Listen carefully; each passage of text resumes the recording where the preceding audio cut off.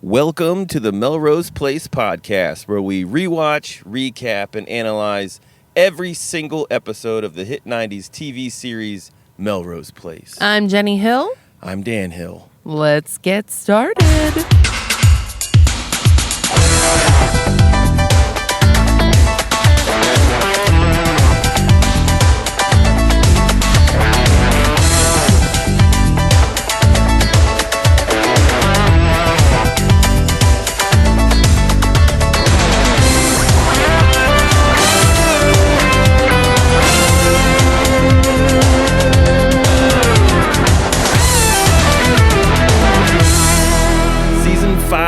Episode 4, A Hunka Burnin' Love.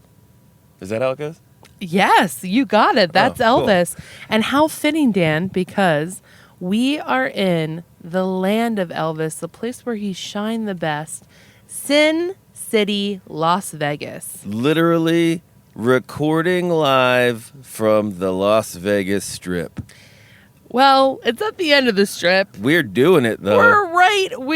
Let me paint a picture for you, okay? Let me tell you what's going on. So we wanted to record in our hotel room, but we ran out of time because we drank too much and kept putting it off.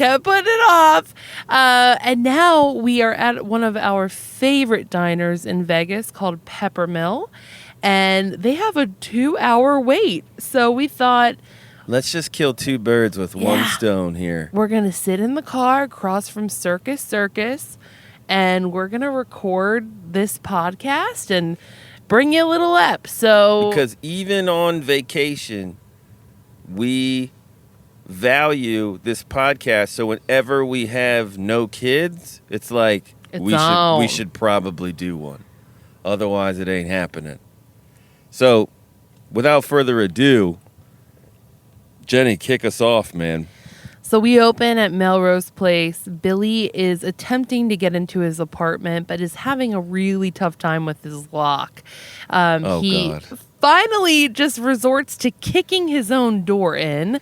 And behind him is Samantha, who has watched all of this transpire. Can I just say, the guy can't even kick a door well either.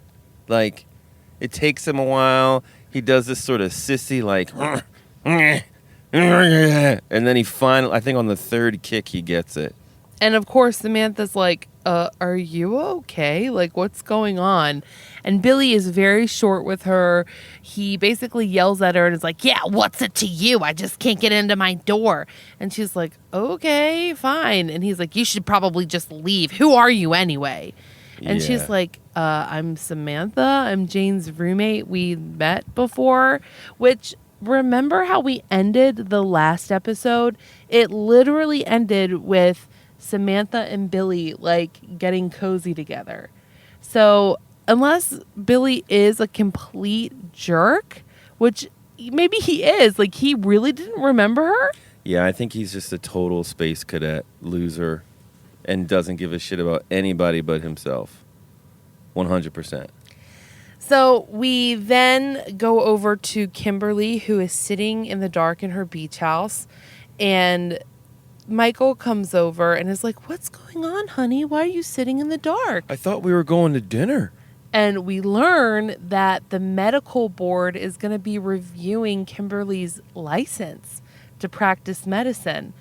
And I'm like, finally! Yeah, she's shocked by this? What? There is actually some repercussions for her actions. I mean, this has gotten to a point where, she basically overtook an entire mental institution and made the people that work there like her lackeys to almost murder people. As a different person. And she still is able to practice medicine? I mean, what kind of a world are we living in? She abducted a man and brought him there and kept him highly sedated against his will and almost lobotomized him. I mean, those are some serious, heinous crimes. Yes. So, I mean, frankly, I feel like this is a long time coming, but we're finally seeing some kind of consequences for people's actions in this series. I feel like finally we are getting some comeuppances in this episode. Yeah. So she's a little despondent about that, and Michael is like starts to like try to like make out with her, and he's like, well, that doesn't make sense that they're gonna take away your license. And she's like, yeah, it makes perfect sense. And then when he is like trying to come on to her and she kind of rebuffs him, he's like, wait, you're not. And I thought that he was like, you're not on your period, are you? And then she was like, whoa, no, am I Betsy? No, that's all over. And then so Michael is like, all right, well, F dinner, let's try to get it in here. Okay, can I ask you though, how is it just done with Betsy? How are her multiple like personalities just over? It's gone. I mean, she kills them. How? It's from the fall. Like, no, I thought like she killed Henry by going very fast in a car. Okay. And she killed Betsy by falling on the the orderly. Okay. Yeah. Okay. Yeah, that's how it works. So she's not into, getting it in with Michael. Yeah. And she's like, how about we just lay together and cuddle? Some people say that this kind of intimacy is equivalent to having sex. And can have the same effects. Yeah. Like, you'll just spontaneously ejaculate from a cuddle. And Michael's perplexed. He's just like, I've never heard that before.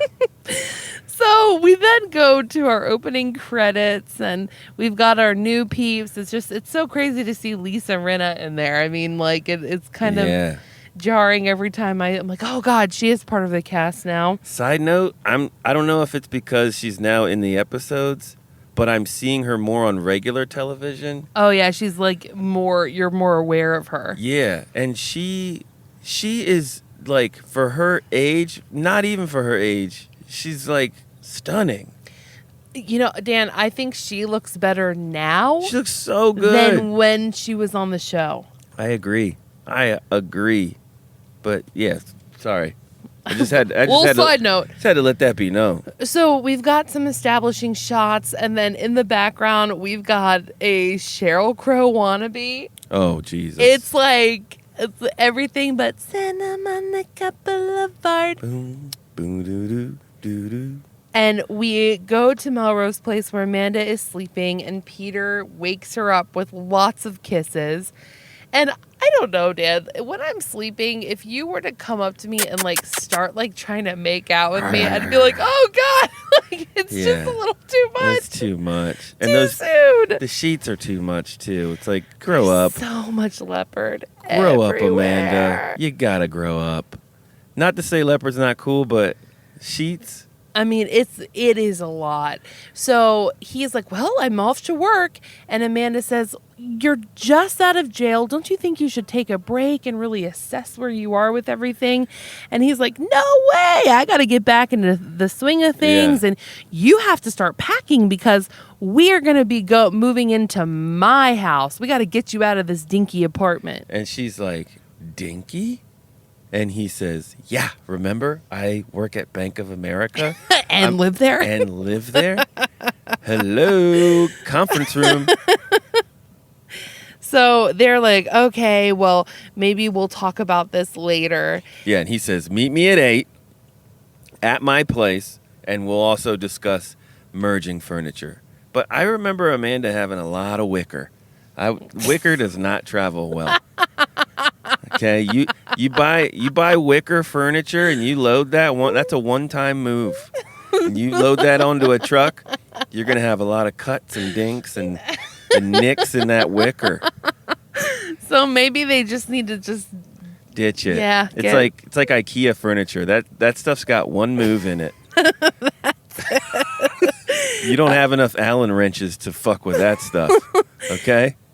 So we are at Shooters where Allison and Jake are kind of trying to rehash what happened. And I assume that this is the next day after Billy discovers that they're together, right? And I'm sorry, but Allison is like, "Did you slept here last night, huh?" And Jake's like, "Yeah." Jake sleeps at work more than a doctor on call. It's like, dude, you are within walking distance of your own apartment with a bed. Right. It's just weird. And she has her own place too. So if he wanted to clear his head, as he was saying, he couldn't do that in his own apartment. Yeah, walk around the block. Proximity reminder. Get your Melrose map in your head, okay? Remember, season 1, Sandy Harling being stalked by Paul. Click, click, click, click, click. Click, click, click, click, click. One scene. She walked from Shooters to home. 30 seconds? Yeah. I mean, it was maybe a few minutes. Yeah. I mean, Jake, you have no excuse. Stop sleeping at work.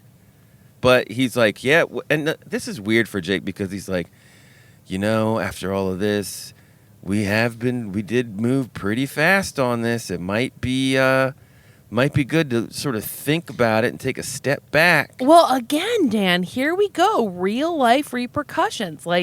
These characters are acting in a way that I think real people would. Wow, we were just outed by my best friend and your ex-boyfriend, and he's really upset.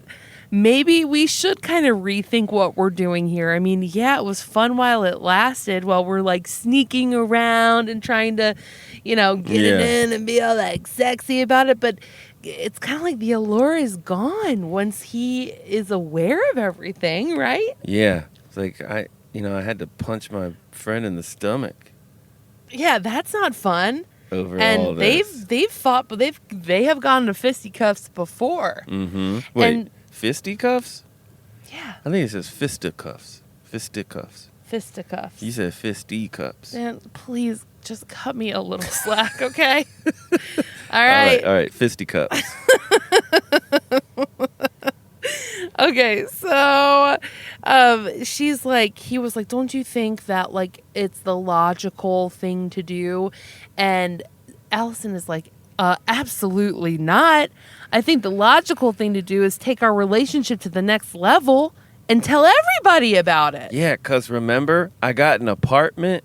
I left Melrose Place for you. So we could have our own little love nest. Yeah. And he goes, I don't think that's a good idea. And then it dawns on Allison that maybe he's trying to protect Jane. And she's like, oh, okay. So this is all about Jane, isn't it? And he's like, no. Oh, no. He says yes. He's like, well, she's been through a lot. I mean, she was raped and all this. Maybe this kind of news would not be something that she would take well. But he says, it's not like we haven't been tiptoeing around your precious Billy. And she's like, that was a joint decision. We both decided that we needed to be careful around Billy. So he's like, there's just so many other people in our relationship. And she's like, no, I'm over this. It's only me and you. But it's true because you do have two other people's thoughts and feelings that you need to take into consideration. Absolutely. Whenever you have this incestuous relationship where you just go from friend to friend in your circle of 7 people, you're gonna hurt some feelings. Yeah, absolutely. Absolutely. So where are we off to next? Now we are going to Doctors at Law, where Sydney is waiting at the receptionist desk for Peter, and she's got a lot of messages. All the messages. And Peter's like, Sydney, I can't deal with you right now. You really need to take care of those missed calls, call everybody back. And she's like, but Peter, I really need to talk to you about something. It's really important. He kind of just, blows her off and is like, look, you need to pay the bills. You need to do what we pay you to do. And I'll get back with you when I can. I just don't have time for it right now. I need some clarity on these missed calls. It's like this whole time, wasn't Michael working while he was in prison being held up? Perhaps these people were calling for Peter directly, but it's like... I mean, I would assume there'd be some coverage. Like, well, Peter's out, so Look, Dan, they don't manage. Sydney's the office manager. the Okay. messages are like square pieces of paper that are pierced like a ticket at a kitchen. Yeah, like a diner ticket Yeah. on a pencil. How the fuck are you supposed to read that message? And he's just like, return all the calls to Sid. Hi, I'm calling. I know you called for Dr. Peter Burns 3 weeks ago. I'm calling on his behalf. What can I do for you? Yeah, Like, what's Sydney gonna do? Okay. So Peter enters his office, and there, waiting for him, is Taylor. And he says, "Oh, I'm so sorry. I hope you haven't been waiting long. What can I do for you?" And Taylor says, recognize me. What? and he's like, and she says, like, he doesn't like get it at first. And she says, "Oh, because I'm a new tenant in your apartment complex."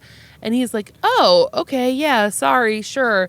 And then he's like, "Well, why are you here today?" And she says, "Well, I'm here because I have a heart murmur, and I've always had it my whole life, just like my dad had it back in Missouri." Yeah, so I feel like these are all things we need to sort of keep in our back pocket. I mean, she is laying a trail of breadcrumbs for him, hoping that he's going to connect the dots in some way. I mean, these are important things, but he's just so... he's got so many other things going on that he's not like recognizing what this is, but he's like, "Oh, okay, cool. Well," You think she's a past lover of Peter's other name? What was his other name? I don't know. Mr. Peters? Mr. Peters is what he was in Willowbrook or Willowbridge. whatever. Willowbridge. Right. But the other name. I'm like, okay, I have a couple ideas. Where she had like facial reconstruction. Maybe she's the little sister of the wife that died. His assisted suicide. Yeah, I did think about the whole plastic surgery angle, because her face does look like there's a lot of work done on it. Maybe she had crazy plastic surgery. Maybe I feel more though it's like she was a child when he knew her, and now she's like all grown up and he's not recognizing her. Yeah. So he says, "Come on back. We're going to do a full physical and we'll like get the heart murmurs, like we'll work it out." And she's like, promise? Now, when you say physical, do I need to just wear a gown for that? What are we talking? 1 finger, 2 fingers? Insertion? Okay, so next up, we are at the hospital, and Michael like runs up to Matt in the hallway and like pins him up against the wall. And Michael's like, "What's up, you fucking crackhead?" Like forces his eyes open with his fingers, and he's like, "What are you doing to me?" He's like checking to see if his eyes are dilated. What the hell's the matter with you, druggie?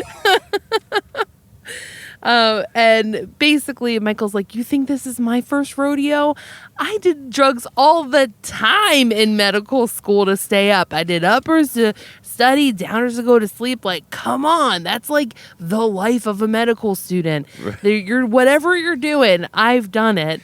But look, I quit." And then Matt flips it on him. He's like, "Hey, FYI, you're not the model citizen for health and wellness, all right, here, pal?" So things aren't great, and Michael's like, "Look, I got clean, and you've got to get clean too."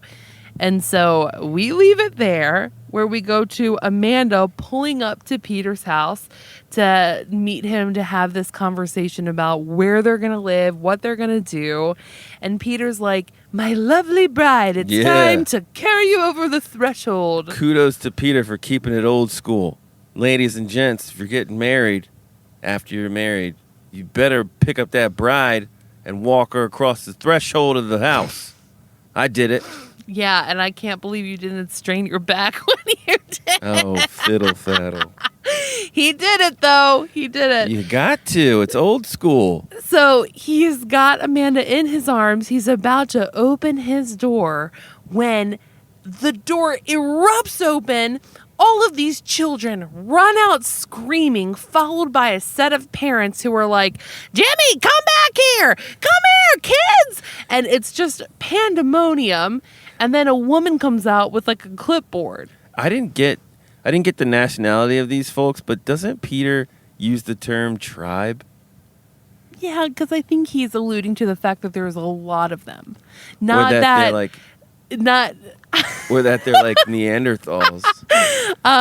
Sorry, we're like we said before, we are doing the podcast in a car where many people are walking, and we're getting a lot of looks, and a guy just took a selfie with us. Yeah.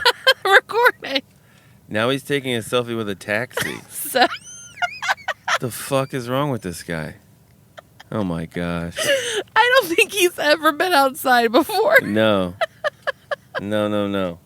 Okay, anyway, so there's a woman that's kind of behind this family, and he's like, excuse me, who are you and what are you doing in my house? Yeah, and she's like, You must be Dr. Peter Burns. It's great to meet you. Your home was sold. And he's like, what is the meaning of this? How was it sold? And she's like, well, your office manager authorized the sale while you were incarcerated. And Amanda's like, this is preposterous. How could this happen? There's no way. And then Peter, he's like, this is some kind of scam. Oh, blah, blah, blah, blah. I assure you, Dr. Peter Burns, it is not a scam. You are the one that is trespassing. And if you do not leave these premises now, I will call the police. And he's just so flustered. And Amanda's like, come on, let's go. I'm not going to have you back in jail for this. Right? Yeah, so we then head on over to Melrose Place where Billy is getting his lock fixed by a very attractive gentleman. I was like, who is this? And can we keep him on the show? See, I hadn't even noticed that. He was very cute. So he leaves and Allison comes on the scene and he was like, oh, hi, you want me to be discreet around Jane about your little affair that you're having? And she's like, look, Billy, we didn't tell you because we wanted to protect you, okay? Yeah. And now I think you can be mature about this and give us your blessing. Then he's like, your blessing? What? It's like, you don't got to give me a blood. I don't got to give you shit. Yeah, and I think it's a little audacious of Allison to even request that. And then she says something like, look, if you need to hate me to work through this, then that's fine. Well, Dan, that comes after he says, you have been pulling the wool over my eyes for long. You're so good at lying to me. And who knew you were such a slut? Right. And then that's when she's like, okay, Billy, well, if you want to hate me, you can hate me all you want. Then he says the best thing that you can say in this situation. And is like, I don't give a fuck. Like, hating you takes too much energy. Yeah. Because honestly, a lot of people think that the opposite of love is hate, but it's really indifference. Because really, if you hate somebody, it's such a fiery emotion that you really have to put a lot of energy into hating someone. Yeah. But if you just don't care about them, I mean, think about that. Like, especially someone who's trying to, get some attention and like has scorned somebody and wants to get a rise out of them. Right. Instead of being like, oh, like name calling, I hate you. And they're just like, whatever, do your thing. Like, that's, I think, the most hurtful thing that you could do. And this kind of flips the script on Allison, and she's like, oh, come on, aren't you going to yell at me? Like, she's feeding off of it. She likes it. She wants Billy to be really upset by this. She really does. And this goes to what Jenny was saying earlier about, this is less, this relationship with Jake is less alluring without the sneaking and people not liking it. Right. Yeah. Like, Allison is a lot like me in a sense where, like, she likes the shit that others. She hates the stuff that people like. You're a contrarian. Like, yeah. You, like, everyone loves iPhone, so you like Galaxy. Everybody loves Adidas, so you'll go for Nike. Like, whatever the popular thing is, you, just to be a contrarian, will like the other thing because you want to go against what the mainstream is. Right. So Allison is flustered, and she kind of pushes past Samantha, who's coming out of Jane's, or I guess her apartment. And Samantha's like, "Oh, hey, Allison." Allison does not say a word to her and gives her kind of a jerky look. And she's like, "Oh, wow." And to Billy, she says, "I guess she took the same brood pill that you took last night." Which, thank you, Samantha. Somebody's has to call out the behavior of these people. You can't go around life being a bitch to people and like, I just got in a fight with my ex-boyfriend because he's not mad that I'm banging his best friend. Yeah. Like, Melrose Place. What? Melrose Place is just not a friendly place anymore. It's really not. People have died there. We forget that. How many? How many people have died in Melrose Place? Yeah. I can count 2. I can think of 2 as well.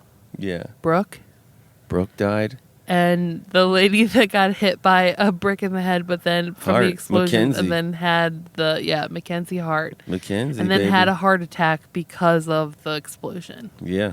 Mm-hmm. Any others? Are we missing people, guys? Allison went blind there. Kimberly almost died, blew up in the fire. Yeah. It's not a good place. Now we're back to Doctors at Law, and it is the opposite of the scene that we just saw there. Instead of Peter coming in and just kind of blowing off Sydney, he goes right to her and says, "Did you really think that I would notice a family of 4 living in my apartment?" She says, "Well, I tried to tell you, but you didn't want to hear it. But I had to. Your business was failing. Had to do it." And then a man is like, "How could you have?" And thank goodness they asked for this explanation, because in my head I'm like, yeah, how in the world did she pull this off? And she's like, "Well, it's like at the end of Scooby-Doo when when the bad guy's like, "Well, let me explain to you how I did my dastardly deed." Right. She's like, "Well, because you listed your personal assets under the company's assets, and I'm part owner of that company and your office manager, I had full authority to sell any assets off in the interest of keeping and protecting the business." And I really love this because in these last few seasons, it's very rare that Melrose Place will offer a real ironclad explanation that we can just say, okay. I'll buy that. Usually it's something insane where you're like, how in the world does that make any sense at all? Time out. Pedialites spotted. We're on the strip again. People are walking past. We got 2 old, 50 plus, 60 plus couple, and they both have 32-ounce Pedialites. Okay, and is this a thing? It's a thing. Last night we were on the strip and we were just people watching and drinking, and we saw this group of young guys, probably early 20s, and they all had large 32-ounce jugs of Pedialyte that they were chugging. And I get it. I've heard people say Pedialyte does help with a hangover, but these people are so brazen in broad daylight. And I'd never walk around with it. I think if you're gonna do something like that, you do it in your hotel room. Yes. You while you're getting ready, you chug it. You don't just walk around I got my great Pedialyte. That's a behind the scenes recovery method, you know? It's very weird that people are just this is me. Yeah, no. Hey, no. Good for them though. Go out there. And let me tell you guys, it's 117 degrees here right now. Yes, all the bros, if you're listening, got to get your Pedialyte in. Yeah, before a bender. it's you're gonna be very dehydrated. It's insanely hot here right now. Stay hydrated, bro. Okay, coming back to Melrose Place. Okay. So to this, Peter is stunned, and he's realized that this did happen, that he no longer owns his house, and he's also been told that he needs to turn in his leased BMW tomorrow, and pretty much all of his assets that he had are gone, and he just looks at Sydney and says, "You're fired." And I'm just kind of like, Sydney, for real, you couldn't like call Peter and like give him a heads up, like, "Hey, Peter." Yeah, Amanda was in there every day, dude. Yeah, there was no way you could like make them. That was a straight up work from home situation with Peter. Like, he could have worked in there. There was nothing stopping him. It's very weird. He could have conducted all of his business in his, like, what was that? That looked like a 1-bedroom condo that he was in. Like, between... You could, like, see patients that come in. Between beating up fucking prison guards... Yeah. And doing push-ups and feeling sorry for himself, he could have been working.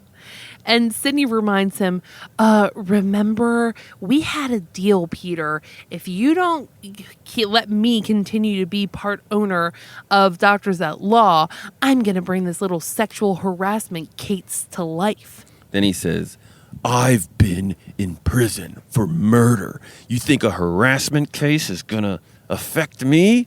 And first of all, you weren't in prison for murder. You weren't convicted. You weren't serving time. You were just in there awaiting trial that didn't happen because there was a pre-trial that showed that you didn't do it. And guys, that's not hard time. Can we talk about timeline again?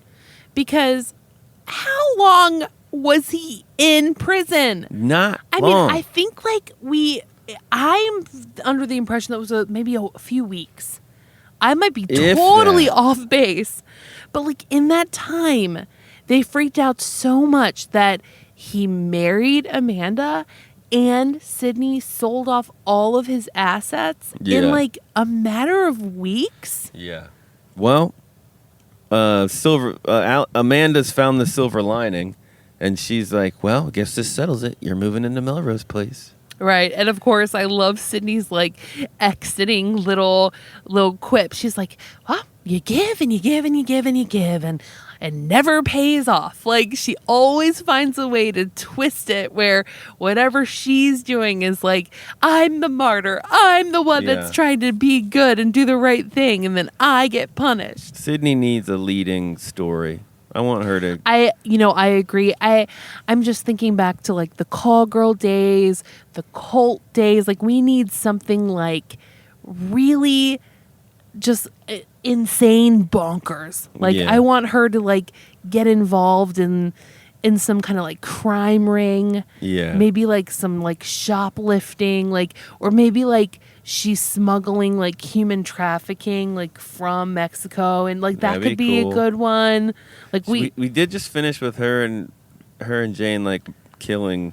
Yeah, but like Richard. I want new characters too, like new like ancillary characters. Yeah. Like not amongst the characters that already exist. Like I want another Tracy Lords. Yeah. Like I want someone to come in like that more to like spice it up, like we need like y'all said. We need some Martin. Yeah, we need some bad influences. We need exactly. We need some bad influences. We need another Chris Angel. Party guy? Yeah. That's what makes this show great. Okay, so now we're at Kyle's, which is the restaurant that Kyle and Taylor own. And for only being on the scene for, again, a couple weeks, I think. I mean, they've got this place almost ready to open. Yeah. And she is crying in the kitchen, and Kyle's like, "Hey, what's going on?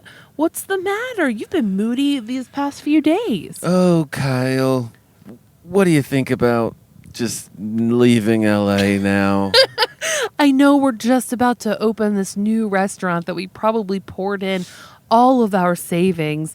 But the people out here are weird. They're just so inaccessible. I'd be like, bitch, what are you talking about? And he has that kind of reaction. He says, is this a test? Are you testing me here? Is this how it's going to go? I make one mistake, Taylor. And now every time I've got to prove my love for you. Just uprooted our life and moved to LA on a whim because you went out there and scoped it out. We now live in an apartment. I'm starting a new fucking restaurant for you that's almost open. You kidding me? Well, they decide like we can do this. We've got each other.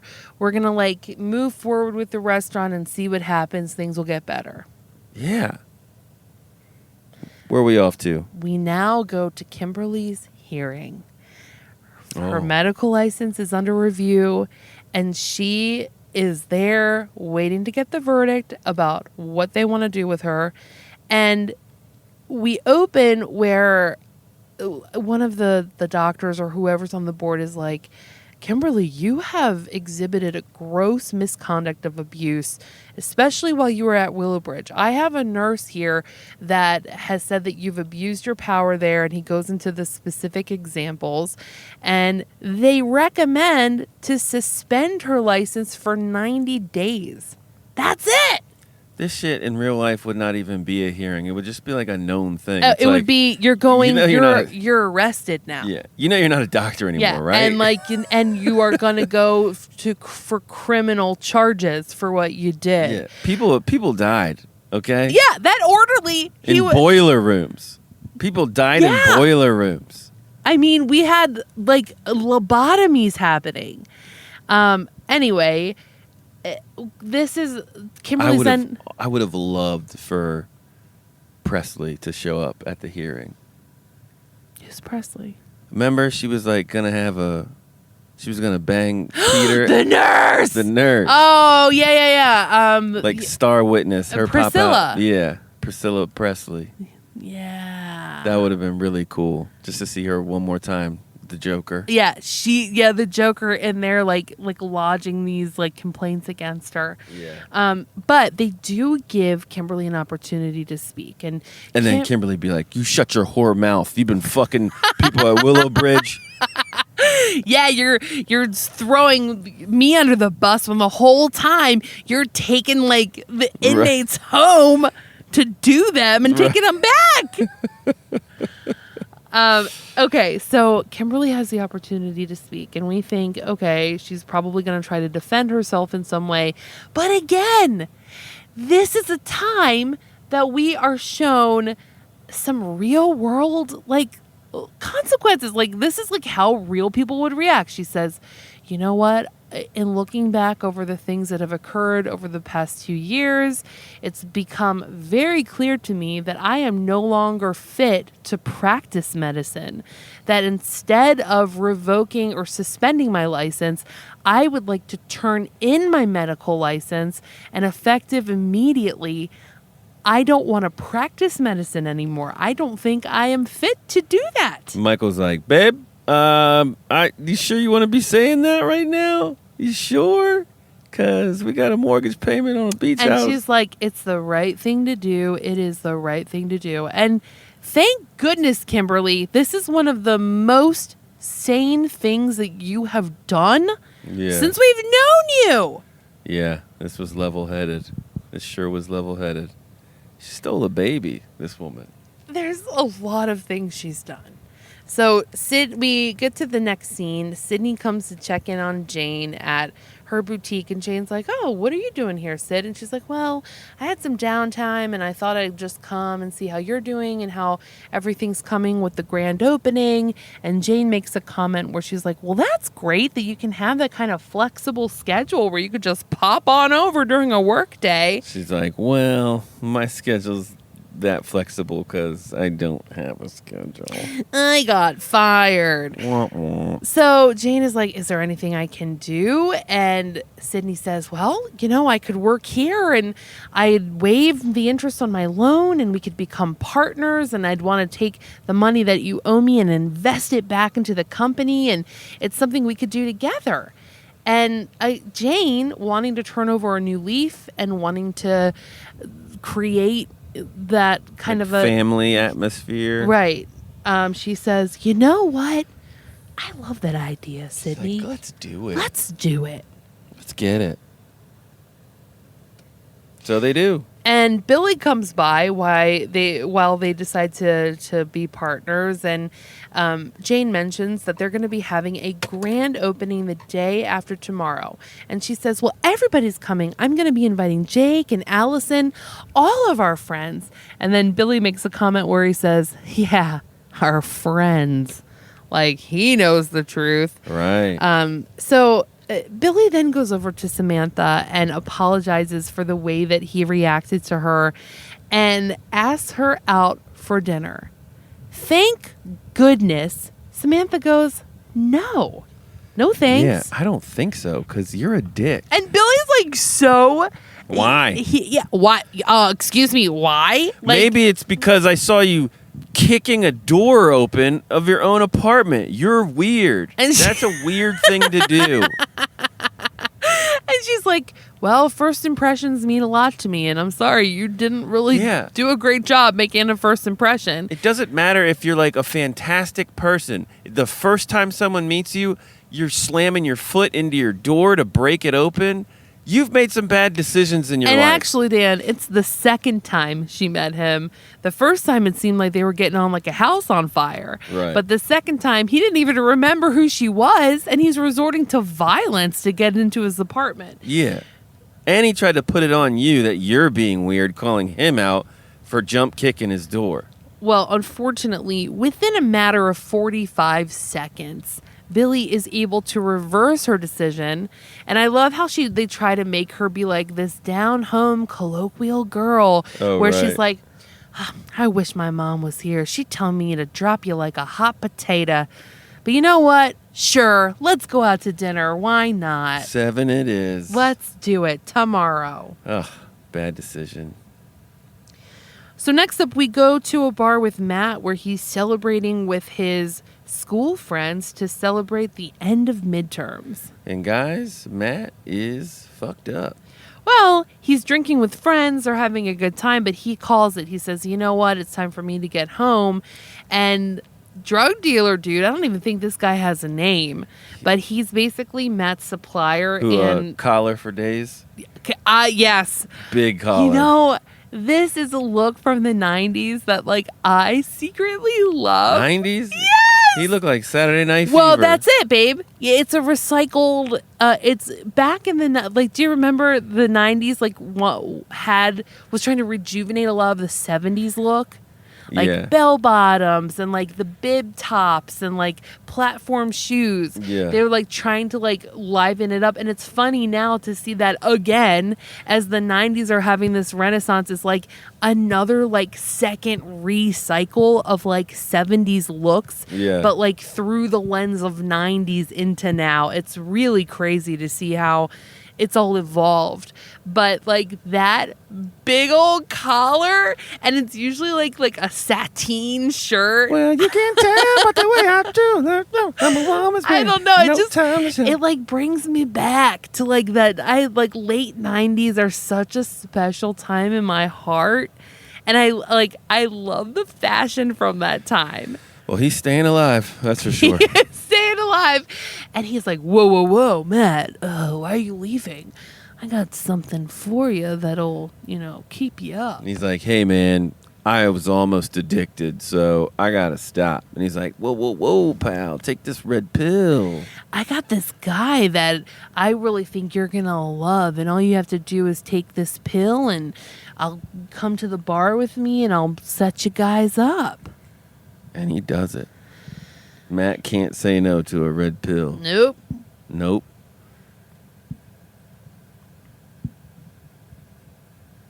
Okay.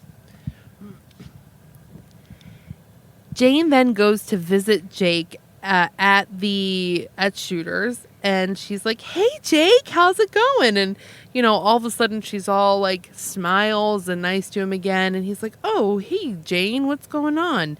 And Jane's like, look, I'm having this big grand opening at my shop tomorrow, and I really want you to come. And Jake is like, whoa, like he's taken aback. And he says, to be honest, Jane, I didn't even think we were friends anymore based on, how everything's... You told me to get out of your life. And you didn't want to see me again. And she's like, oh my God, Jake, I can't believe for a second you thought that. And it's like, what? Like the last time you guys talked, you were seriously like, leave me alone, don't ever talk to me again. And he's like, okay, yeah, sure. I'd love to come to the grand opening. Perfect time to say, oh, hey. And by the way, I want to let you know that Allison and I have kind of like started seeing each other. This is it. Because you know what? She's coming to you, apologizing, acknowledging that like, hey, like maybe in the past, I told you that I didn't want you in my life, but I do. And this is kind of an olive branch to get you back. Okay, well, I can do that, but yeah, FYI, yeah. FYI, yeah. I got a new girlfriend, but he doesn't take the opportunity to see this. And this real cowardly. And this is the perfect time to get the least amount of like blowback. Yes. Yeah. Yes. Because you're at work. The worst she could do is throw a drink at you. But at least she would know, and it's on your turf. And it's kind of like, well, you said you didn't want to be my friend anymore. Like, what am I supposed to do? Hold a candle for you till the end of my life? Like, no, I'm just gonna fuck your best friend. I mean, come on, that's what you do. Okay, so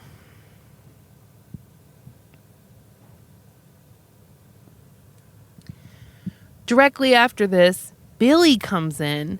And it's just so funny how these characters are like one after another. They come in, have a 2-second conversation, and then they're gone. Yeah. And he's like, oh, I just saw Jane out there. How you doing? And he's like, I'm fine. And he's like, oh, you and fuck, I'm sorry.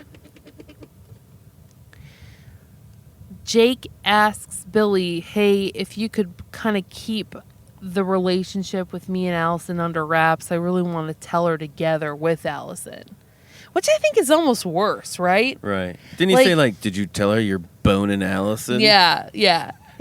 I kind of feel like going to Jane together to be like, hi Jane, we want to tell you something. I think it's better. We're having sex. Yeah, it's just weird.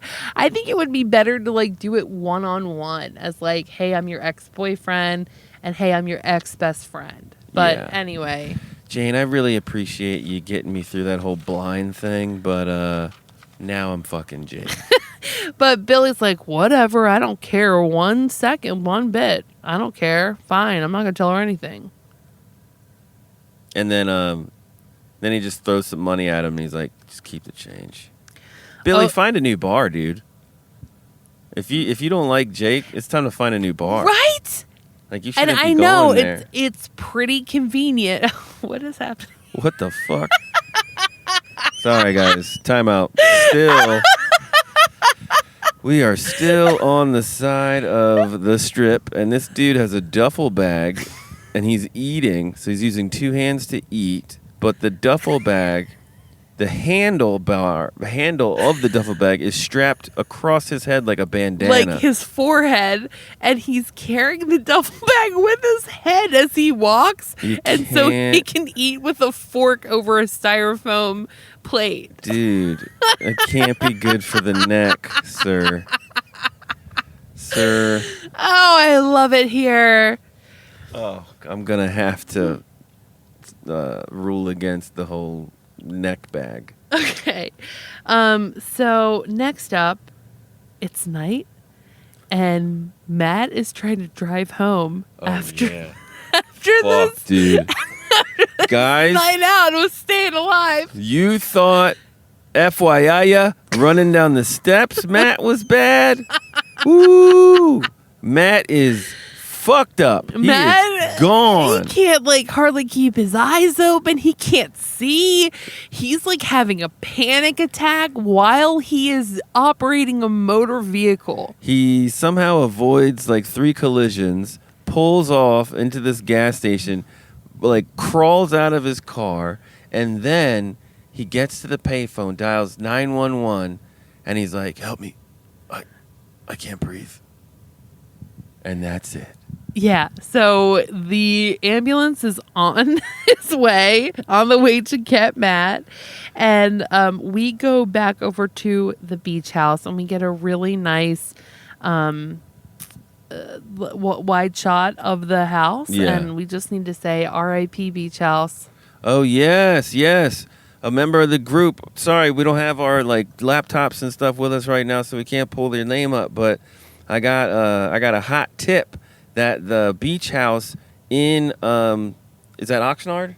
Yeah. Oxnard, Michael and Sydney's, aka Michael and Kimberly's beach house is no more. It got torn down. The house got torn down, guys. So if you wanted to do a Melrose Place, a little pilgrimage out here to California to see some of these places, unfortunately, the house is gone. And I have to say, I feel so lucky that we got to see it in person. Yeah, it was cool. But cool spot. So unfortunately, the house is no longer. So we do have a really nice wide shot of the exterior. It's morning, and Michael's getting ready to go to work, and Kimberly comes into the bedroom, and she's got, a very professional looking outfit on, and Michael's like, "Kimberly, what are you doing? You're like dressed to go to work. Like, put on some sweats. Come on, time for you to take a load off. You don't have to work anymore." Yeah. And she's like, "Oh, well, I'm going to be going to work too." And he's like, "Okay." And he's like, "Well, I've got to go." And Kimberly says, "Oh, great. I'll go with you." And he says, "Kimberly, this isn't, my first day of school. Like, I'm pretty fine on my own." And she said, "No, actually, Peter hired me to replace Sydney. So now I'm going to be the receptionist at Doctors at Law, and we get to work together, live together, and play together." Okay, now let me stop you. If Jenny, you got a job at Prop Store behind my back and then like sprung it on me like this, I'd be like, "What are you doing?" Yeah, I would too. And kind of just like, why did you keep this from me? Why did my business partner keep this from me? Yeah. It's very bizarre. Like, did you think I was going to like be like, "Oh, what a lovely surprise. Yay!" Now my whole work dynamic is different because I work with my wife now. Great. It's weird. I think it definitely merits some kind of conversation before this decision is made. So, like, Jenny and I have worked together in several different restaurants, but that was always the beginning. We came in knowing we were going to work together, live together, and play together. Right. But I mean, I'm a firm believer in that, couples need their alone time or separate identities, right? Like, yeah, work Dan is maybe different than relationship Dan, than dad Dan, than friend Dan. I mean, we all have different sides to ourselves, and I think you need to be fulfilled in all of those different avenues while still, maintaining a beautiful relationship with somebody. But I think you're right. You need to have your own time and space to forge other not other romantic relationships, but like friendships with other people. And when you do work with a friend or a relative or a partner, that switch isn't just there to start. You have to like build that on-off switch of like, now we're friends right now. Now we're at work. We're working. We're coworkers right now. Or I'm your superior right now. Or I mean, maybe that's your relationship too. Like you have. I put on that "I'm your superior right now" a lot. And I put on the "watch out, you are not." Okay, so and then Michael makes a comment where he goes, "Well, Kimberly, we're going to be on top of each other." Isn't that what you like? Yeah, it's just like naked in bed. We're going to have a bed at work and you're going to be naked? Because, all right, I'll like that. Okay, so next up, we're back to Melrose Place, and we have Amanda walking out in what looks like a chef's coat. I mean, like, I'm trying to understand why anybody would be like, yes, this is an appropriate thing to wear to an office. When's the last time there was a D&D scene? But you know what? I'm thankful for that. Yeah. I mean, the D&D shit just got real old real fast. Yeah. But they haven't been there in a long time. When I was writing this, I was like, where the fuck did she work again? Like, I forgot what it was called, D&D. Does Billy still work at D&D? Yes. From what I understand. Okay. That was such a prominent story. So, I mean, it was all about, like, getting control of D&D. But it's not even mentioned. We want the outlandish cult crazy storylines, okay? Like, I don't care about the corporate rat race. Anyway, she's walking out to presumably head off to work, and Taylor comes into the courtyard and she goes, damn it. Amanda, do you have a minute? Just a minute. Taylor's a gnat at a barbecue. Taylor is so annoying. I hardly know her, and she is off-putting to me. Hey, neighbor. Yeah. Oh, God. So, Again? And maybe that's by design. Maybe this is like there's a lot we don't know about Taylor, and we know that for sure. And maybe like this is all part of her plan. You know what like sound effects would go good with anytime Taylor like accosts Amanda? Just like the sound of a fly buzzing? No, that sound in like Kitchen Nightmares or like Bar Rescue. Yeah. It's something bad, like they open up the fridge and they see like moldy salad and it's like ding ding. That is it. Taylor says, I have an apology and a proposal that I'd like to lay on you. And Amanda's like, okay, what is it? First off, I want to apologize for my going to your husband's trial. It was just a morbid curiosity that I had. I had read in the paper, and you are my new landlord, so I just thought I would swing by and just be a part of the trial. Okay, I'm... Weird thing to apologize for. Yeah, I mean, that alone is like, wow, we can't be friends after this. And Amanda's like, okay. And she goes, and my next thing is a proposal. My husband and I own a new restaurant, and we are in the market for an ad agency. We've heard that you're the best that there is, and we want you to come by for a meal on us to experience our restaurant. And if you'll have us, we'd love to hire you to be our ad and agent. She's like, oh, well, I do the international... I'm president of national sales. Yeah. So you're going to have a little bit more than like a mom and pop restaurant in order to qualify for my services. So unless you're fucking Mimi's Cookies or Kraft Macaroni and Cheese, I don't want it. All right? So to this, Taylor's like, well, we have another location in Boston. Okay. That's national. But to Amanda, this is like qualifying, and she's like, okay, well, I'll think about it. And Taylor says, how about today? And Amanda says, well, what if I decide not to represent you, not to take you on as a client? Well, if anything, you'll have had a great meal. And she's like, for an hour of my time, it better be amazing. So she leaves like, okay, with bitch. the intent to have lunch. We are now back at Wilshire Memorial, where Michael is confronting Matt about the reason why he was taken to the hospital via ambulance after having a PCP freak out.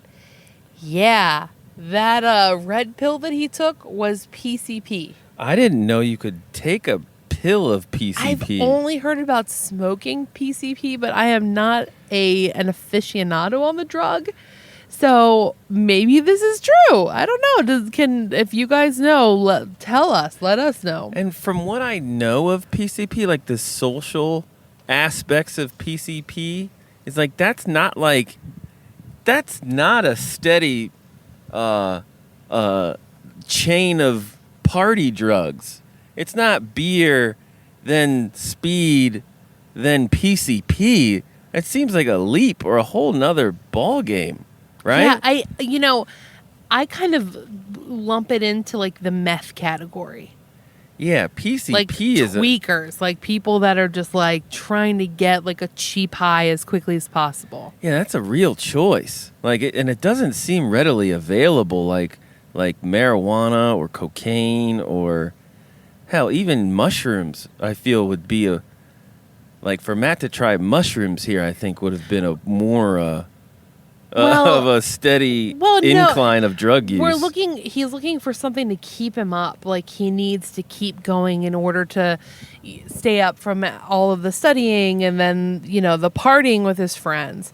And so Michael's like, you're hooked, aren't you? But is PCP even a stay up drug? I don't know. I thought that was a lose your mind drug. I told you I don't know a lot about PCP, but from what I do know, I just feel like it's in the meth family. Meth family? Yes, like angel dust. Maybe angel dust is if someone is knows about drugs and knows about this in particular. Go. PCP. Okay, here we go. Fencelide or phenylselectrol piperdyne, also known as angel dust, among other names, is a drug used for its mind-altering effects. PCP may cause hallucinations, distorted perceptions of sound, and violent behavior. As a recreational drug, it's typically smoked, but may be taken by mouth or snorted or injected. Wow, so there's many avenues that you can enjoy your PCP. Yeah, onset of action is 2 to 60 minutes after taking. Duration can be anywhere from 6 to 48 hours. Damn. So you're in for a ride. Yeah, this isn't just oh, you know what? I went to the bar, had a couple of drinks. Let's pile on some PCP. No, PCP is that's your night. That's your day and your night. That's an investment. Right. So to this, Matt is like, oh, honey, cut the drama. I'm not hooked. I'm just having fun. And yeah, maybe I had a self-diagnosis, okay? But that's no reason to crucify me. And then Michael is trying to get up on his high horse about how bad drugs are. And then Matt just says, hey, if you think you're some kind of moral barometer, you've got another thing coming. I mean, you forget, Michael, what kind of things he and Matt did together. I mean, they've run the gamut. So things aren't good with Michael and Matt, to say the least. And Michael is threatening to go report Matt's behavior. And Matt basically said, hey, if you do that, I'm taking you down with me, Michael. I'm going to tell them that you sold me the drugs, that you're the one that is doing this. And they're going to probably believe me because you don't have a good track record either. I mean, if you have a doctor on your staff and you can't believe that he didn't sell PCP, he shouldn't be on your staff. Agreed. Okay, so next we're going to Amanda's lunch hour, which she's spending at Kyle's. So we walk in and Kyle's is almost ready to open. We've got Taylor waiting there by the door, ready to seat Amanda, and Kyle comes out and greets her, and they have their introductions, and then she and Taylor sit down at a table while Kyle cooks for them. And they kick off the conversation by Amanda saying, wow, this is quite an arrangement you have here. So Kyle cooks, and what is it that you do again? I do everything else. Right. So, of course, Amanda is always the queen of this underhanded compliments that come off as total shade. Yeah, total fuck yous.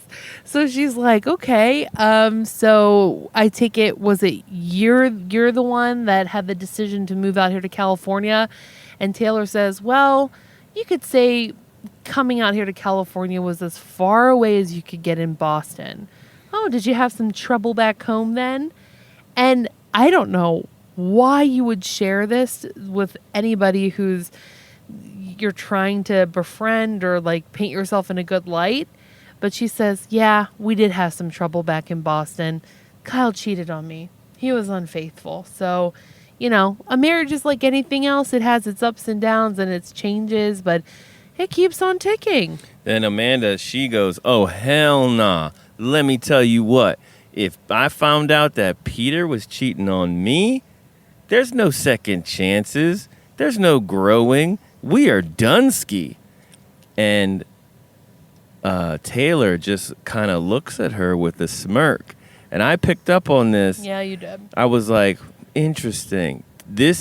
Taylor offered her this information about her relationship so that she could get some information about how Amanda would react to a cheating situation, and she got the answer that she was looking for. So now she knows if Peter cheats, in Amanda's world, that's a wrap. But it's her motives about Peter are so unclear. Right. I can't tell if she wants to like have sex with him or if she wants to like get revenge on him about something. Or if she wants to like wear him. Who knows? We might have a Buffalo Bill situation on our hands. Yeah, we do. So they end by talking some business, which only leads me to believe that Amanda is going to take them on as a client. And we now go to another dinner date. Wait, time out. Do you think it's weird that Kyle doesn't really share any scenes at Melrose Place? Because he's so busy getting the restaurant put together. Right. Yeah. But I think that's going to change because, you know, Kyle did some foreshadowing in this episode saying, I told you I'd never cheat on you ever again, and I meant it. And it's like, no, bud, you're going to do it again, and it's going to be somebody that lives at Melrose Place. Yeah, he's My totally money's doing on it again. Sydney. But we'll see how that all pans out. But we are going now to a dinner date with Billy and Samantha. Oh, boy. And I gotta say, Billy looks pretty good in this. Stop it. I liked his hairstyling. Knock it off. I liked what he was wearing. This is absurd. I will say I did not care for the way he carried himself or his personality, but looks-wise, he looked pretty good. And in this scene, Samantha is stuffing her face with anything she can get her hands on. Chowing down. Very rudely. Like, I think that this was like in the 90s, that this kind of notion of like a real girl, like a girl next door or someone you could relate to, is a girl who's not afraid to eat. Yeah. A girl who'll eat while she's talking. And no one at Melrose Place like eats. You don't see them eat. Well, she is going to town and she's like, Billy, oh, and Billy's like, so where are you from? And she's like, I'm from Crisfield, Maryland. Crisfield, Maryland. As she's eating. And she begins to tell Billy about her idyllic upbringing on the eastern shore of Maryland, where her mother was a hairdresser and her father was as she said, waterman. But if you live on the eastern shore of Maryland, you know that would be called a waterman. Definitely waterman. Okay? Yeah. You're going to say, my dad's a waterman, not a waterman. Yeah. And that she just had a very small town kind of feel, and she always had an eye for design, and she got into a pretty good design school in Rhode Island, and she packed up all of her things and moved cross country. All the while, Billy is looking off into the distance, obviously not paying her any attention. She's way hotter than Allison, I'd like to add, too.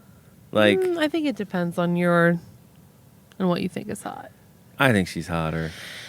Anyway, Billy finally is like, look, I'm sorry. I'm really trying to focus on what you're saying, but truth be told, I brought my ex-girlfriend Allison here before she I slept. tried to. Oh, I tried to bring her here, only to find out that she stood me up to have sex with my best friend. So I'm trying to have new memories here, but all I can think of are the old memories. And you're stuffing your face, so I don't really like it. Did he say that? No. No, he didn't. So she was like, oh, okay, great. Should have listened to my mom. Well, yep, let's go then. And then they just stand up and Billy just throws money on the table and leaves. Is that a thing? It's like, you already ordered your, like, you might as well just, like, I don't know, finish it up, but maybe I'm stupid. I don't know. Or, like, get the check? Is that still a thing? And Billy's like, you know what? I still really do want to get to know you better, Samantha, but I think that this just isn't the time or the place. And for me, if that happened to me after everything that she's kind of been through with Billy, I'd be like, no. Yeah, This was it. This was it. We'll say hi and bye from now on. Yeah, but that a romantic no, we're done. Okay, so now we've got Jane dropping into Allison's place, and she tells Allison that she's wanting to check out her new place, but then says, you know what, can I be honest? Allison, I just miss our friendship, and I want to rekindle what we had, and I'm so sorry that what went down, and I'm hoping that we can have a new beginning. I'm going to be having this grand opening tomorrow. I'd love it if you could come. And Allison agrees, but it's just kind of like, again, tell her. Here is your opportunity to say, yeah, Jane, things have been really strained between you and I. I have started a relationship with Jake. I want you to know that. If we do decide to turn over this new leaf and try out a friendship again, in the interest of being completely honest, like, here's where I'm at. Yeah. Like, I you think owe it to her. What, and if you were to say that, what, she couldn't even get, like, she might say, I can't believe you did that. Well, Jane, you told me you didn't want to see me again and you never wanted to be my friend again. So, sorry, Jake and I kind of bonded over that because we were really upset of how you handled everything, and now we're together. So, here we are. But she doesn't say that, and Jane notices that Jake's shirt is hung over the back of a chair in Allison's apartment. And she goes, oh, is that Jake's shirt? And then Allison has to think quick on her feet. She's like, yeah, well, it is. He was helping me move. And then Jane says, well, do you want me to take it back to the apartments for you? And she's like, yeah, that'd be great. Oh, thanks. that would be great. Thank you. But Jane knows. Well, because she walks out of that apartment building, and on her face, it's written all over the place, and she's like, oh, there's something going on here. Yeah, Jake doesn't have many clothes, so when he leaves them places, it's because he has sex there. That's it. That's his calling card. Okay, so... And also, though, if you were at somebody's place and you saw, like, a shirt somewhere, would you, like does Jane... well, you know what? Maybe this is deep character thing where... Of course, Jane would know everyone's clothes because she's so into fashion. And maybe she got Jake that shirt. Ooh. To try to, like, get him into, like, the here and now so he stops just wearing flannels. Right. And wife beaters. Yeah. Okay, so it does make sense that Jane would just know everyone's shirts. Okay, so next scene, we are at the grand opening party at Jane's new boutique. Here we go. There's a lot of extras here. A lot of people milling about. It looks like it's quite a success. And Billy's boozing hard. Yeah, we do establish that he's drinking quite a bit. And have you noticed, like, to establish that someone's been drinking a lot, they always have them down it and ask for another. Put it on a tray and then go, another one. Yeah. And that just, like, shows us that, like, okay, they're having at least two, and this might not be their first. Yeah. Jane asks both Jake and Allison independently, hey, you want to do dinner after this? And they both politely decline. And again, that's like another indication that, hey, we're busy because we've got other plans. We're busy because we're getting busy. Oh, good one. And Jane's like, okay, well, maybe another time, rain check. So Jane decides to say a few words to the crowd, and she just thanks everybody for coming out and that it's been her dream to have this boutique and that she's so happy to begin this next chapter of her life. And then Billy decides he wants to say a few words. Billy loves saying a few words at places he shouldn't. He did this at the reception of Michael and Kimberly, I think, when he announced that he and Allison are moving in together. Yeah. And he just loves sticking his little neck out. Now, I'm sorry to say we did skip over one important part before we get into this. So prior to Billy taking the mic, he and Samantha have a little conversation about, what happened the previous evening and how Billy wants to make it up to her. So he gives her a ticket to the Hollywood Bowl to go see Sting. Right. And she's like, oh my gosh, thank you so much. And he's like, yeah, it's a ticket, but I have the other one. So you got to come with me and maybe I can redeem my horrible date last night. And she's like, great, that sounds wonderful. And I'm just like, how many chances are you going to give this guy? Yeah. It's insane. So that happens. Then we get to the speeches. So Billy, with drink in hand, is like, everybody, raise your glasses to Jane. She has great taste in clothing, and we see that here in her beautiful new boutique store.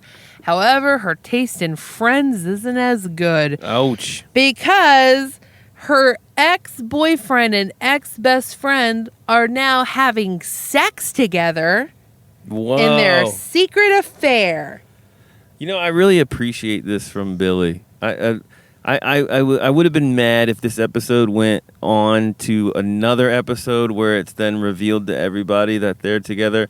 I like that Billy just, kind of learns puts an it, end to pushes this. it. Yeah. And after he delivers this news, he just starts like cackling. Like laughing like an evil Disney villain. And you're like, oh my God. And thank goodness, again, Samantha being like, our touchstone of reality is like, you're disgusting. Yeah, he sucks. Ew, like, why would you do that? And she gives the ticket back to him and is basically like, don't talk to me again. I mean, that would seal the deal for me, right? Yeah. Like, I can't even envision a world where he could redeem himself and get back into her good graces after he was so rude to her after meeting her for the first time, took her out on a date and was basically checked out the whole time and said he can't even focus because he's thinking about his ex-girlfriend so much. And then, being at a grand opening of her workplace, he decides to publicly shame his ex in front of everybody. I'm like, no. If that's the kind of person you are, such a dick. I would never want to be involved with you at all. Ever. Nah. So hopefully, I know there'll probably be more episodes of Samantha and Billy flirting and going down that path, but for now, thank goodness, she's dodging a bullet. So now we are with Amanda and Peter, and Amanda's giving Peter a back rub, and they're talking about what they never really talked about boundaries in their marriage or what their expectations for their marriage would be. And I think that this is prompted by the conversation that she had with Taylor about, hey, if like anybody cheated, like I'd be out. She's like, well, Peter and I have never actually talked about that. I think it's interesting that Melrose Place chose to show not only a back rub, but Amanda's first back rub that she's ever given any human being at all. What does that mean? It's real bad. Like, it's not a good back rub. She's just like grabbing areas of his skin and pushing. It's not sensual. It's not appealing. It's borderline assault on his body. It's bad. Well, he likes to be abused in a little way. I like it rough. Well, she says, we never really talked about infidelity. Like, how would we handle that? And Peter says, that is not applicable to our marriage. We haven't even had a honeymoon yet. And they started talking about like, oh, maybe we should go on this honeymoon after, first, Sorry. So they have this conversation, and then there's a knock at the door. Oh, and so they're right. doing this like little massage party in the living room. And Amanda Guess who? Oh, guess what? It's Taylor. Oh, hi, neighbor. We decided to make you a chocolate pie to thank you for coming over. And it's like she is the quintessential, like, craning her neck around the door to see in, like, that nosy neighbor. And Mrs. Busybody. Yeah, Amanda's like, okay. And then Taylor spots Peter on the couch, and she's like, oh, hi, doctor. Good to see you. And he's like, okay, hi. And then Amanda closes the door, and she's like, she said, good to see you again. When did you see her?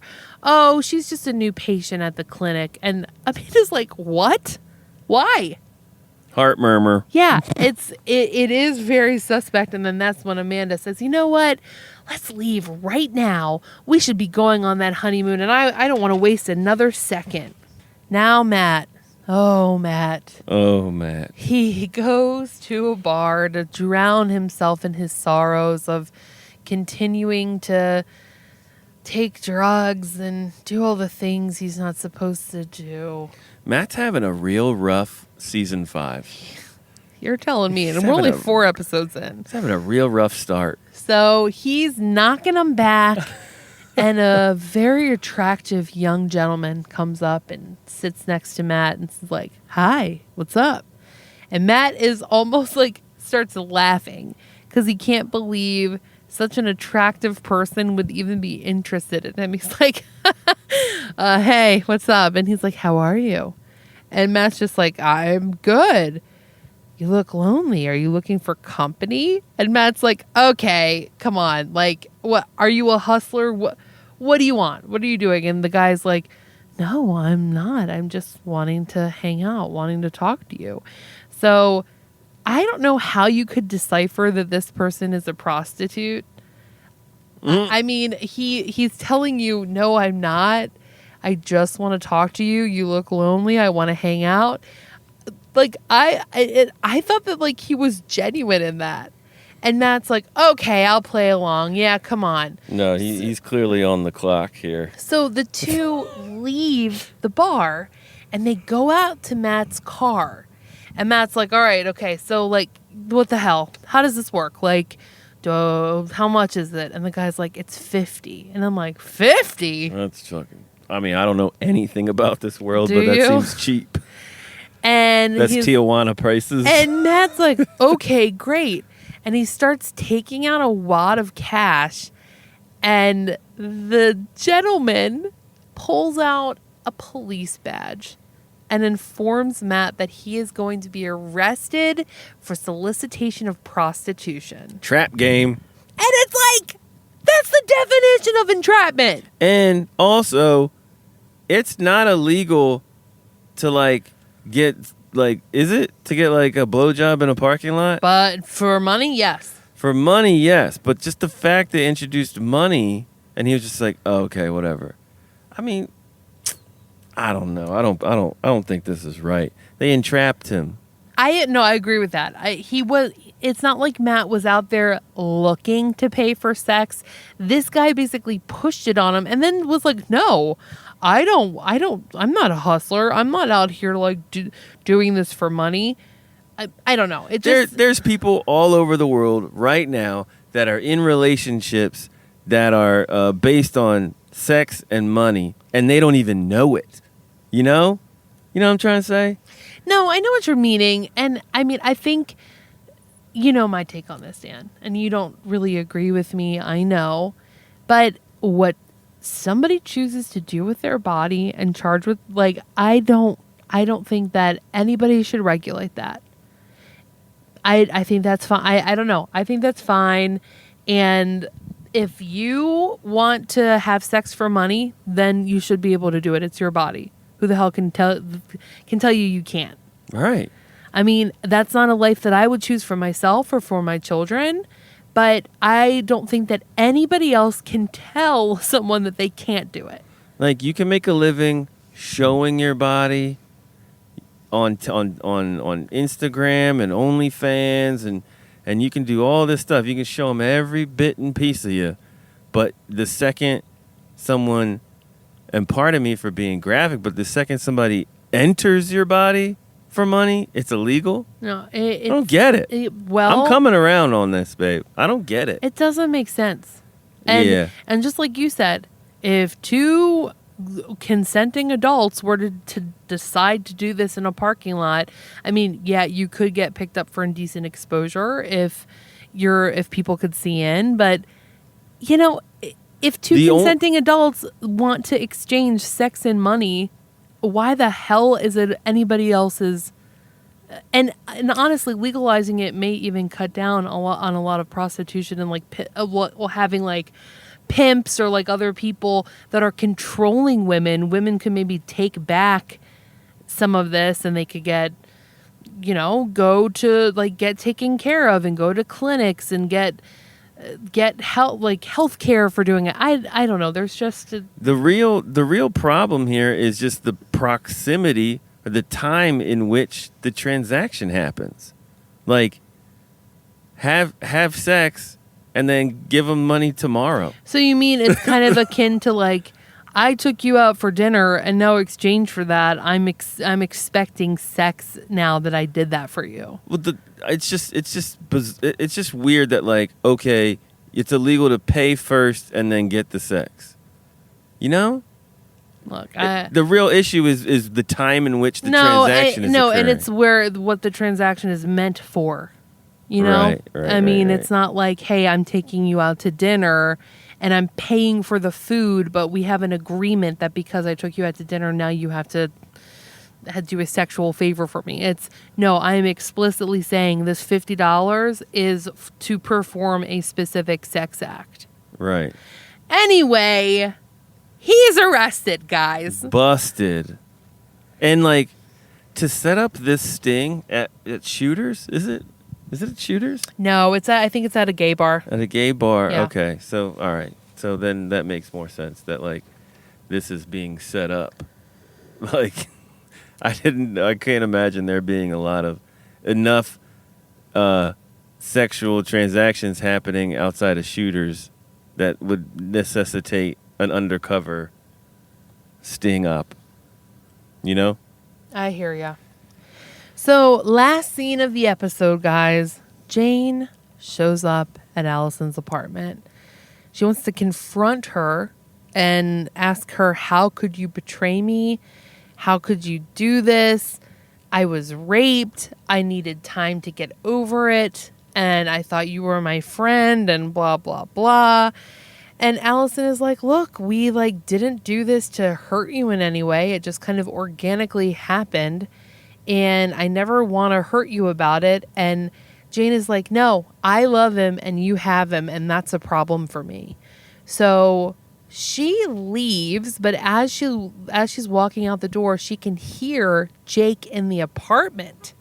So then Jane does a little looky-loo through the window, and she sees Allison and Jake sitting on a bed, and they're talking about how bad they feel, how they don't want to hurt Jane, and blah, blah, blah, which just enrages Jane more. And as she turns to leave to go back to her car, I don't know how in the world this happens, but she trips over a wire, which then breaks and causes like a paint can to ignite in flames immediately. Like, this is instantaneous.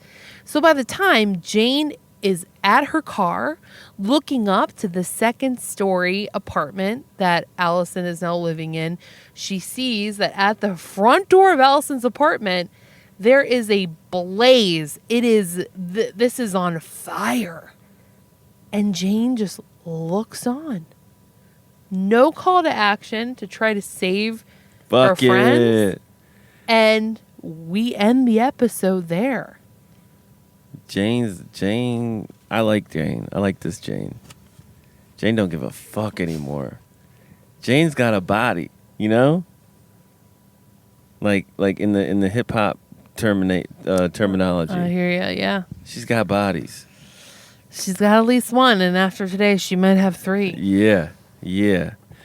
So, that ends the episode. Let's recap this thing.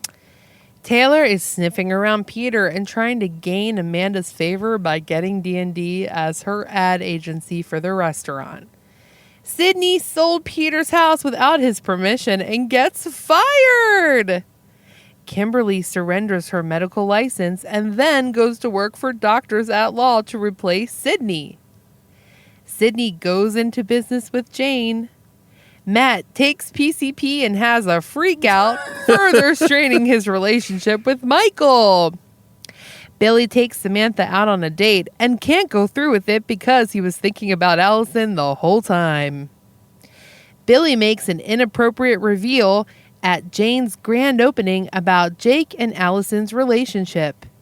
And Matt gets arrested for solicitation of prostitution. And finally, Jane confronts Allison about the Jake betrayal and then inadvertently sets a fire but does nothing to stop it. 90s moments. I've got leaving money on a restaurant table and just leaving. All the leopard prints. No check, no check or anything. You're saying all the leopard prints. I've got pulling over to a payphone to dial 911. White eyeshadow. Yeah. Closing on a house that quickly. I feel like that doesn't... Like, that was instantaneous. Eating bread with reckless abandon. Peter's paper messages. Seeing Sting in concert. Oh, yeah. That is very 90s. That's all I've got. Staying alive. Oh, yeah. His outfit. Dan, we could get a lesson out of all these episodes that we watch. From this one, what are you taking away? What's that kernel of knowledge that you're going to put in your little lockbox of information? Don't list your house as a business expense to avoid taxes. That's a good one. Mine is kind of within that same vein. Never entrust an ex-cult member call girl murderous psycho with your personal and business assets. And now it is time for... Bitch of the Week! I'm a boss-ass bitch, bitch, bitch, bitch, bitch, bitch, bitch. I'm a boss-ass bitch. All right, guys. Last podcast, I said that Jane was the bitch. Jenny, you said that Allison was the bitch. And Heatherina with the write-in said that Richard was the bitch. And with a vote of 5 to 14 to 2, Jane is the bitch of the week. So I win. Oh, congratulations, Dan. Thank you so much. So deserved. So let's read your comments here. We've got Donald here. So happy you guys are back. I hope you have more episodes soon. Yes, I have never seen season 5, and I've been stopping myself from watching it because what I do is I watch an episode that I know you're going to do next so that I can see it for myself and wait for you all to cover it before commenting about it, because since you don't know when you're going to do the next episode, Sorry. I think I'm just going to have to go ahead and watch season 5 and wait until you cover all the episodes, because I always watch them again. Honestly, both of your arguments for your picks this week were very compelling, but I have to go with Jenny's pick, Jane. Jenny's pick, yes. Jane was raped by Richard, and he is not a very great guy. But Jane was being mean to Allison and Jake before that. Remember how she had them stay up all night sewing clothes so she could get back to Richard? And then she turned around and said that they weren't good enough and she wasn't going to submit them or something, and then proceeded to ruin Richard's fashion show? I mean, she's been really mean to them even before that. And also, think you guys forgot a huge plot point. Peter Burns is not Peter Burns. He's someone else entirely. I mean, that's a great point. Wouldn't he go to jail for identity fraud? I mean, at this point, the show doesn't seem to make any sense. Like, he is operating as a doctor under an assumed name. That is a very, very good point, unless he legally changed his name to Peter Burns. Right. But I want to know what happens next, as always. Love the episode. You guys are so funny. I enjoy you every single time you do an episode, no matter how long it is between. So I can't wait for the next one, and I can't wait to see what happens next. Might have to binge watch season 5 this weekend. And Dan, I think I gave you premature congratulations, because in looking at this, What? looks like Jane was my pick. Oh, what? Look, Jenny's pick. So, That's bullshit. I'll take your apology now. And I'm sorry. okay, Noah, you picked the 2 characters who routinely make bad decisions. In this case, I have to go with Allison. She's rejected Billy so many times, it would just be fair if she took him aside and said, listen, I'm not interested anymore, and I've also started seeing Jake. There's just no way we're ever getting back together. Instead, she goes off on the thrill of sneaking around with no regard for Billy or even Jane's feelings. Jake is kind of a bitch here too, because for someone who tells it like it is, he's lying to 2 people he's supposed to care about. Heatherina says, I'm so glad you guys are back. I love your podcast and your take on the show. I had to add Richard because he's a dumb criminal. He was missing. Jane and Sydney thought he was dead and buried. Instead of leaving town, he blackmails Jane and Sydney and scares the crap out of Jane in the process. Then, after the girls escape his attempt to murder them, where is Richard found? Carrying a grocery bag out of a store in the same town the crime happened. Not to mention, still driving the red sports car that I'm sure stood out. He didn't even leave town. He's literally on the run and stayed in the same town and driving the same car. He's shopping for chips and candy when he's a wanted man. People think he's dead, and others are looking for him. He pulls out a gun, and it's suicide by cop. His corpse is stabbed by a brooch. It's just terrible. I will also add that it should have been prohibited for Jane, Sydney, and Samantha to see his corpse. Even though Richard was shot by the cop, they would have to do an autopsy to make sure everything was consistent and a part of the police report. Not to mention, the ladies are a part of the investigation too. Jamie says, yay, a new episode. I had to go with Jane for being seriously such a terrible boss. She makes Amanda look like manager of the year. Although I guess it could be argued that Samantha is being a huge bitch to herself for putting up with all of Jane's crazy.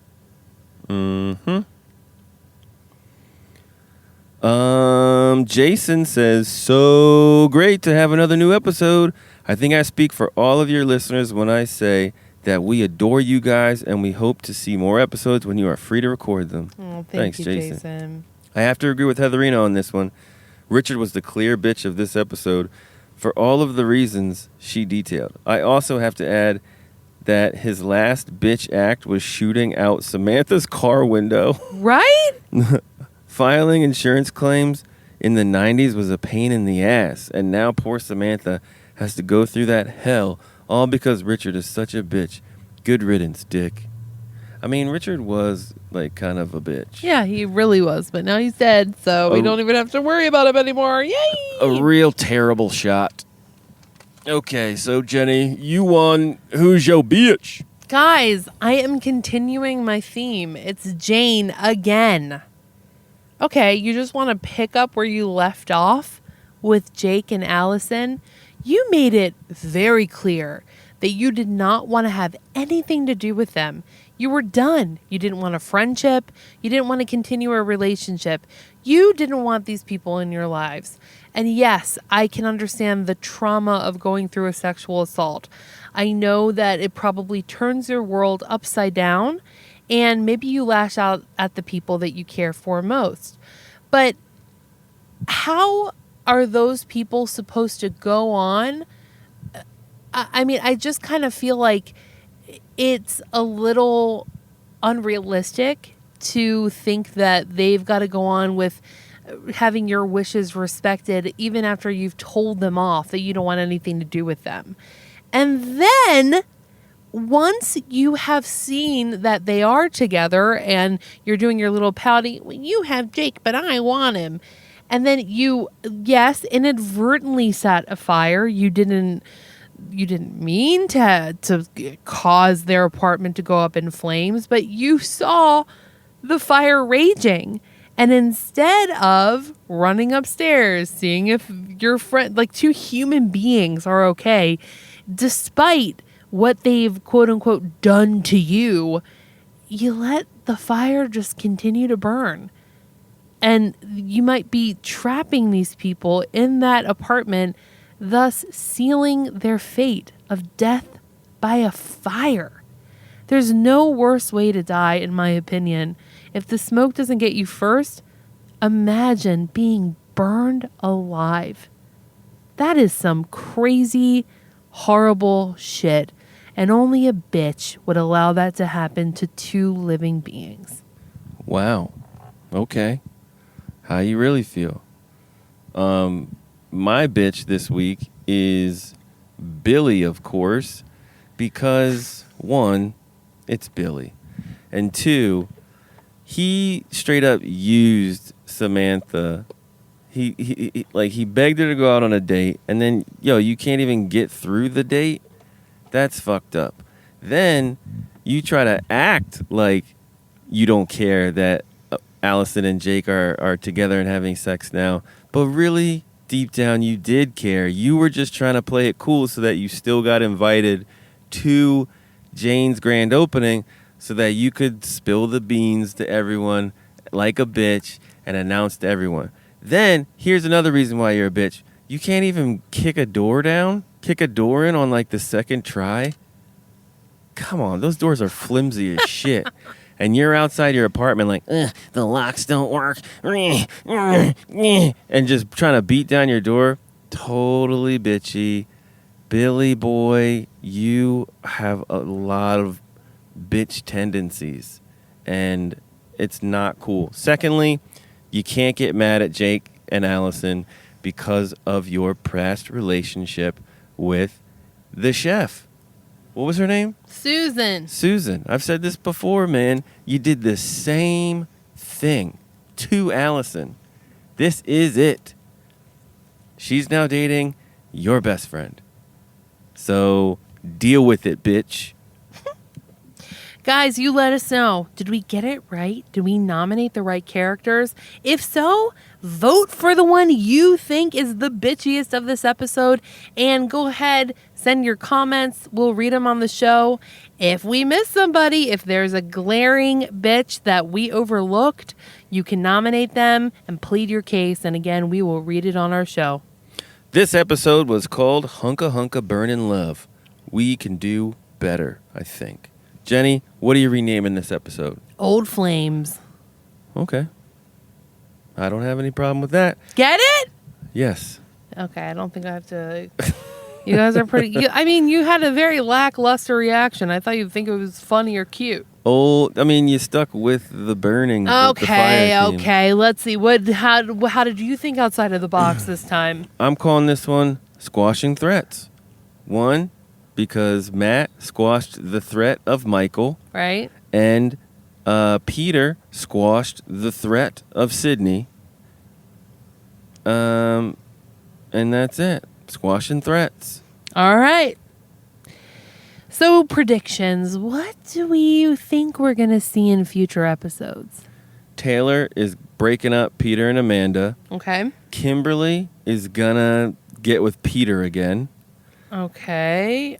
And interesting. I think because she's working with both of them now. Uh-huh. And Allison and Jake are going to fizzle out because sneaking around was the thing that they both liked the most. I agree. Allison and Jake are not long for this Melrose Place world. I think that they're going to break up soon.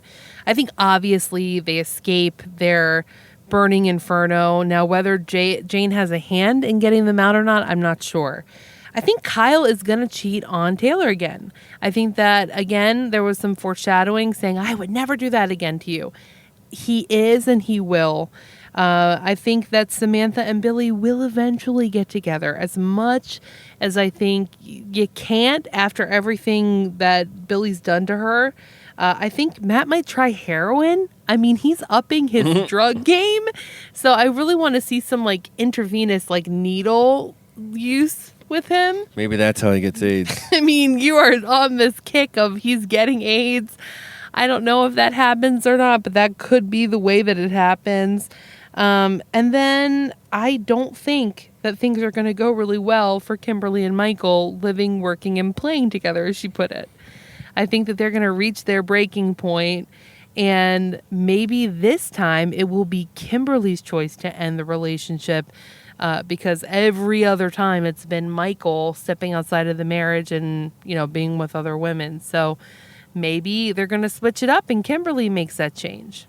Maybe. Time will tell. We also wanted to give a big shout out to Lena in Sweden. Lena, we loved the message that you sent us, and we are so happy that we can help you in a time of need and that we brighten your day a little bit. Your message really brought tears to our eyes, and it's people like you and the trials that you are going through, and just for us to have even a little part in making your day a little better. That's why we do this. We love you, Lena, and thank you so much for your support and your kind words, and we hope that you are doing better. 100%. Thanks, Lena. We love you. We're going to keep doing this podcast for you. All right, guys. Until next time, we're on Facebook, Twitter, and Instagram at MelrosePod. You can email us, melrosepod@gmail.com. We are on Patreon, patreon.com/MelrosePod. Jenny? We love smut. And we love you.